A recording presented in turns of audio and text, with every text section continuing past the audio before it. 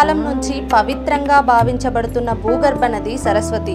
అనేక శతాబ్దాలుగా మన పురాణాల ఇతిహాసాల సాక్షిగా నిలిచిన ఈ నది ఇప్పుడు పుష్కరాల రూపంలో భక్తులకు ఆధ్యాత్మిక అనుభూతిని కలిగిస్తోంది. ప్రతి 12 సంవత్సరాలకు ఒకసారి బృహస్పతి గ్రహం మిథున రాశిలోకి ప్రవేశించే సమయంలో సరస్వతి నదిలో పుష్కరాల పుణ్యకాలం ప్రారంభమవుతుంది. ఈ సంవత్సరం ఈ మహాపుష్కరాల సందర్భంగా తెలంగాణ రాష్ట్రం కాళేశ్వరం పట్టణంలో భక్తులతో కిటకిటలాడుతోంది.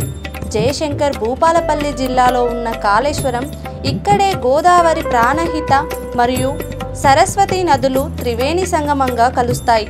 ఈ పవిత్ర సంగమంలో పుణ్యస్నానం చేస్తే జన్మ జన్మాల పాపాలు తుడిచిపోతాయని భక్తుల నమ్మకం. ఈ పుష్కరాల సందర్భంగా ప్రత్యేకంగా గణపతి పూజలు, నదీ హారతులు, వేద పఠనాలు, భజనలు, చారిత్రక ప్రదర్శనలు నిర్వహించబడుతున్నాయి. కాశీ విశ్వనాథ పండితులచే నిర్వహించబడుతున్న నదీ హారతి యాత్రికులకు ఆధ్యాత్మిక ఆనందాన్ని కలిగిస్తోంది. భక్తుల భద్రత కోసం ప్రభుత్వ యంత్రాంగం భారీ ఏర్పాట్లు చేసింది. వేలాది మంది పోలీసు సిబ్బంది, ఎన్డీఆర్ఎఫ్ బృందాలు, డ్రోన్ల ద్వారా పర్యవేక్షణ, ఆరోగ్య బృందాలు, పారిశుద్ధ్య సిబ్బంది అందరూ నిరంతరంగా సేవలో నిమగ్నమై ఉన్నారు. సరస్వతి పుష్కరాలు కేవలం ఓ ఉత్సాహం కాదు, అది ఒక ఆధ్యాత్మిక ప్రయాణం. జ్ఞానాన్ని, పవిత్రతను, శాంతిని అందించే ఈ పుష్కరాల్లో పుణ్యస్నానం చేసి మన జీవితాన్ని ధన్యం చేసేద్దాం. ఓం సరస్వతియే నమః.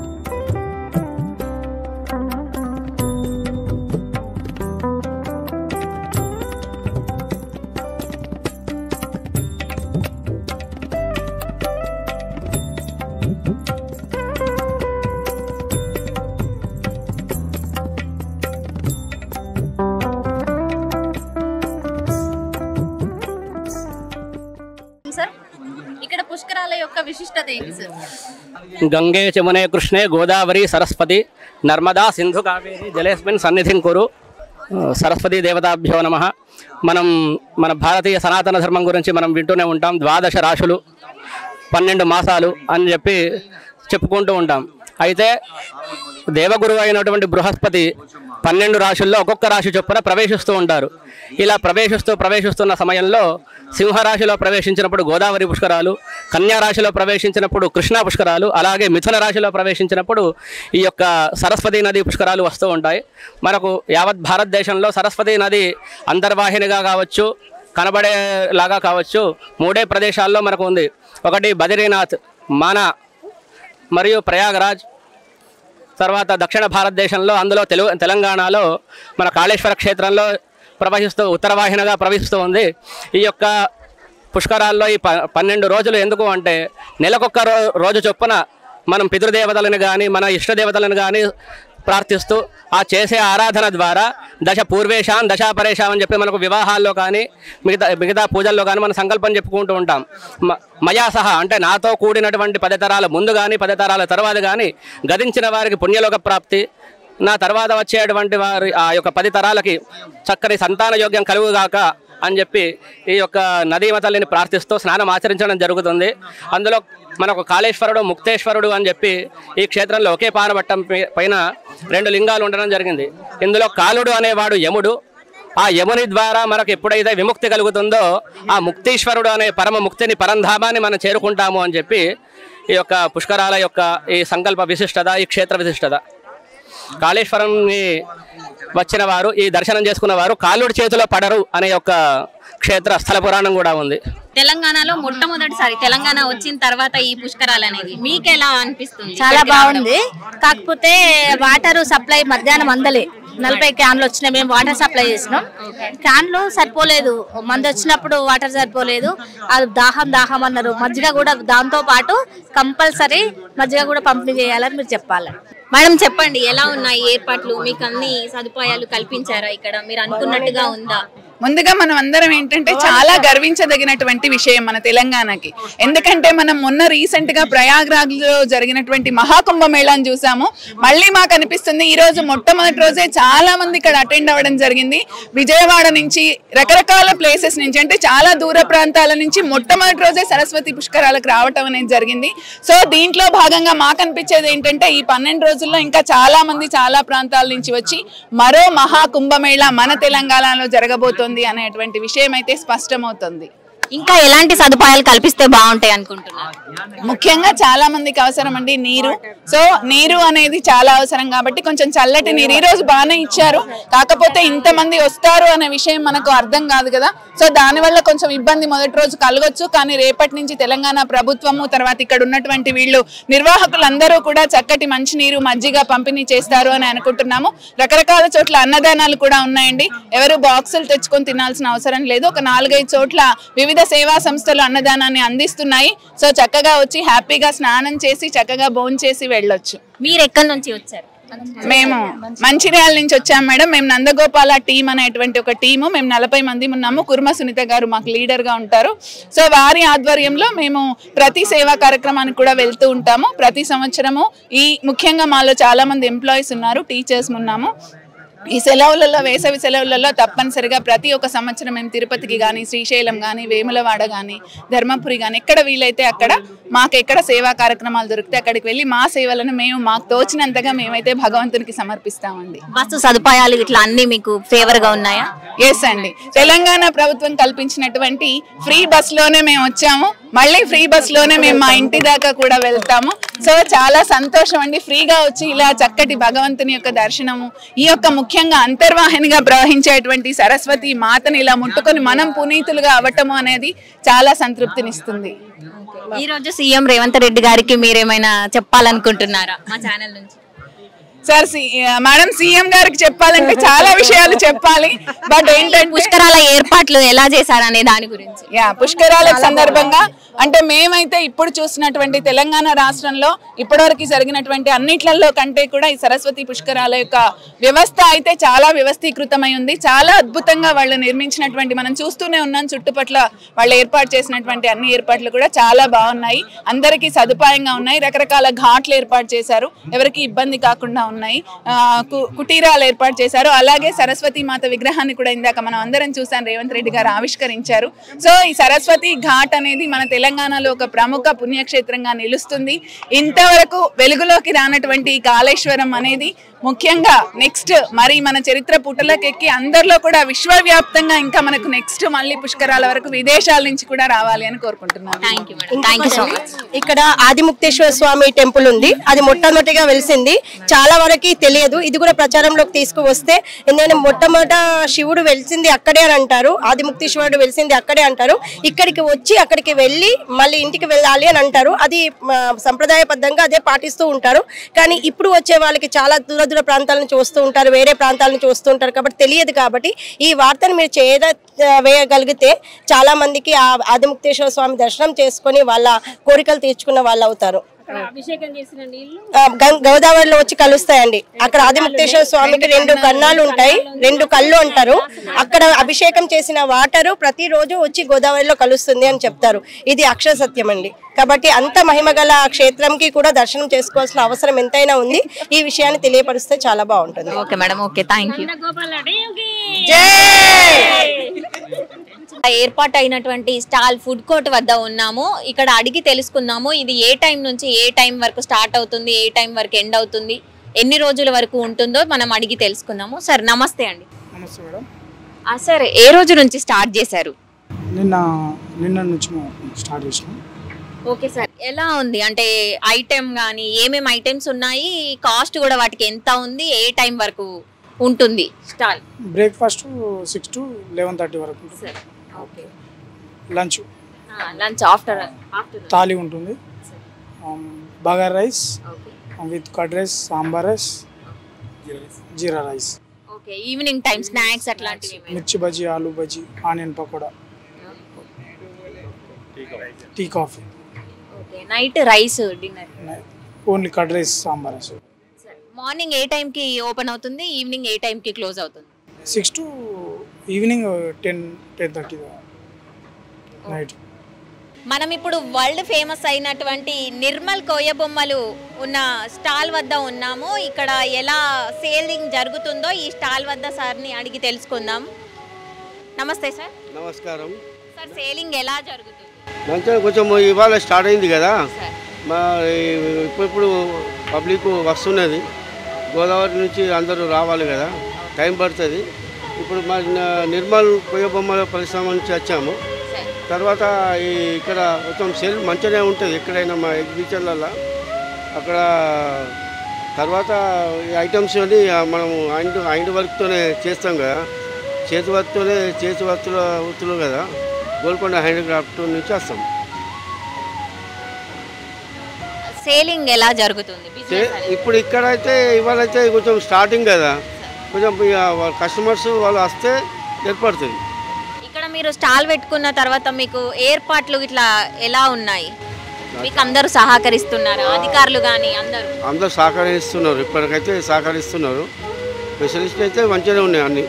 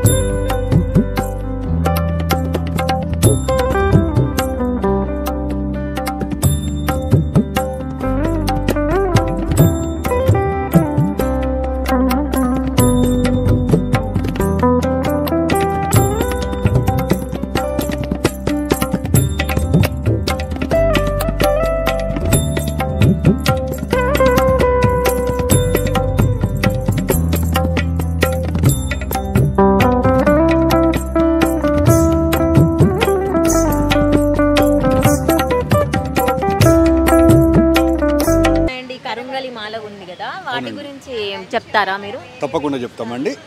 ఇది కుబేర కుంకుమ అండి. దీన్ని గ్రీన్ కలర్లో కుంకుమ ఉంటుంది. దీన్ని పచ్చి పసుపు గ్రీనిష్ ఆకులతో తయారు చేస్తారు.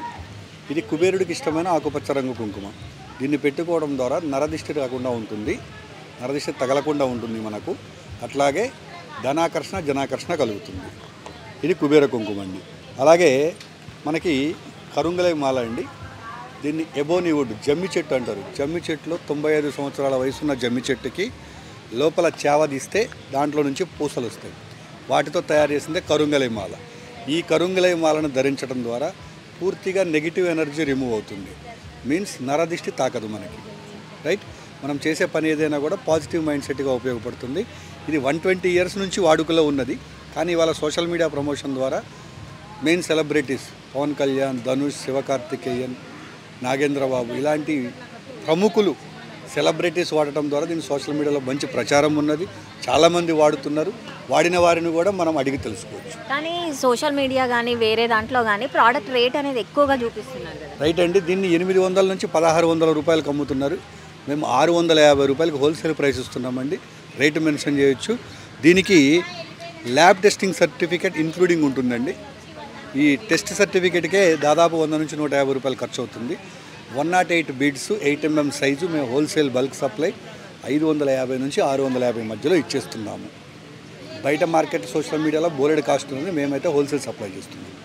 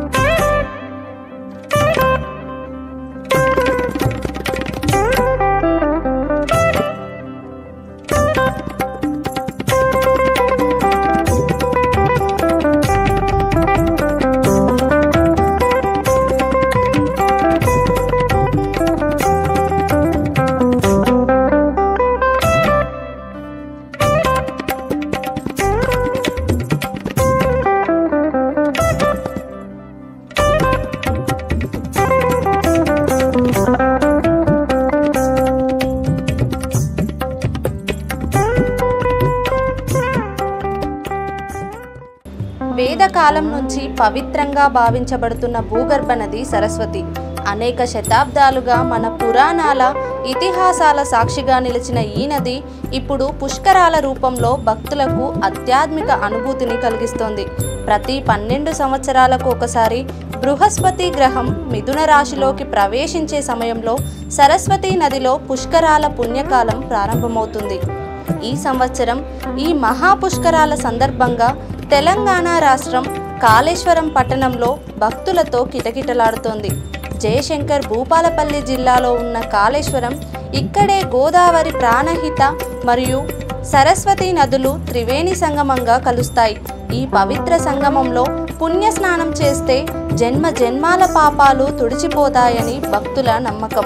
ఈ పుష్కరాల సందర్భంగా ప్రత్యేకంగా గణపతి పూజలు, నదీ హారతులు, వేద పఠనాలు, భజనలు, చారిత్రక ప్రదర్శనలు నిర్వహించబడుతున్నాయి. కాశీ విశ్వనాథ పండితులచే నిర్వహించబడుతున్న నదీ హారతి యాత్రికులకు ఆధ్యాత్మిక ఆనందాన్ని కలిగిస్తోంది. భక్తుల భద్రత కోసం ప్రభుత్వ యంత్రాంగం భారీ ఏర్పాట్లు చేసింది.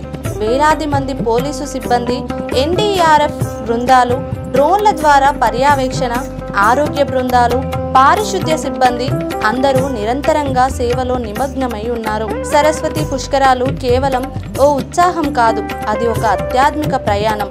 జ్ఞానాన్ని, పవిత్రతను, శాంతిని అందించే ఈ పుష్కరాల్లో పుణ్యస్నానం చేసి మన జీవితాన్ని ధన్యం చేసేద్దాం. ఓం సరస్వతియే నమః.